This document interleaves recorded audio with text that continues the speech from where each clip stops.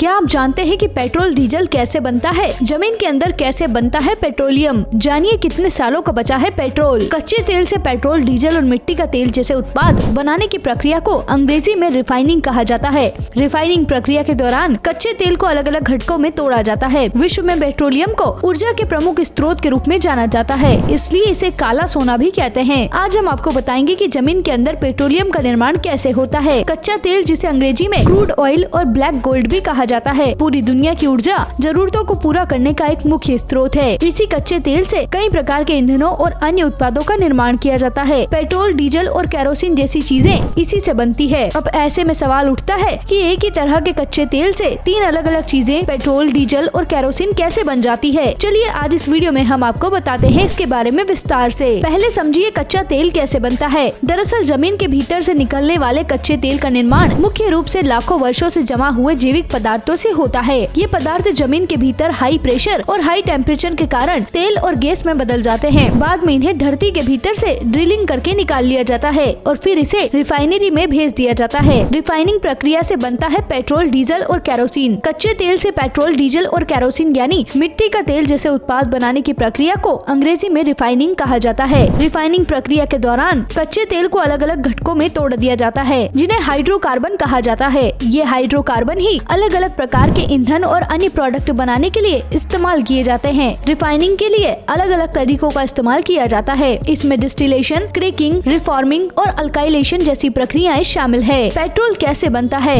दरअसल पेट्रोल एक हल्का हाइड्रोकार्बन है जो छोटी कार्बन श्रृंखलाओं से बना होता है। डिस्टिलेशन के दौरान ही कच्चे तेल से पेट्रोल को अलग किया जाता है, फिर इसे अलग अलग कंपाउंड्स के साथ मिलाया जाता है ताकि इसकी गुणवत्ता बढ़ सके। इसके बाद ही पेट्रोल बनता है जिससे हमारी गाड़ियाँ चलती है। आमतौर पर मोटर वाहनों में पेट्रोल को सुचारू रूप से जलाने के लिए उसमें ट्रेटा एथिल लेड मिलाया जाता है। हालांकि ऑटोमोबाइल में पेट्रोल के जलने से ऑटोमोबाइल की निकास पाइपों के माध्यम से जहरीले लेड यौगिक निकलते हैं। इन यौगिकों के लगातार सांस लेने से एनीमिया, मस्तिष्क क्षति, ऐंठन और यहाँ तक की मृत्यु भी हो सकती है। डीजल कैसे बनता है? डीजल भारी हाइड्रोकार्बन से बनता है। इसे भी डिस्टिलेशन प्रक्रिया से ही बनाया जाता है। डीजल को बनाने के लिए इसे कई बार हाइड्रो ट्रीटमेंट दिया जाता है ताकि उसमें से सल्फर और दूसरी अशुद्धियों को बाहर निकाला जा सके। इससे यह पर्यावरण के लिए थोड़ा कम हानिकारक बनता है। केरोसिन का निर्माण कैसे होता है? केरोसिन यानी मिट्टी के तेल का निर्माण भी डिस्टिलेशन प्रक्रिया से ही होता है। मिट्टी का तेल डिस्टिलेशन टावर में डीजल के ठीक ऊपर इकट्ठा होता है। केरोसिन मध्य रेंज के हाइड्रोकार्बन से बना होता है। पेट्रोल जीवाश्म ईंधन है क्योंकि पेट्रोल का निर्माण जमीन के नीचे उच्च ताप व दाब की परिस्थितियों में मृत जीव जंतुओं व वनस्पतियों के जीवाश्मों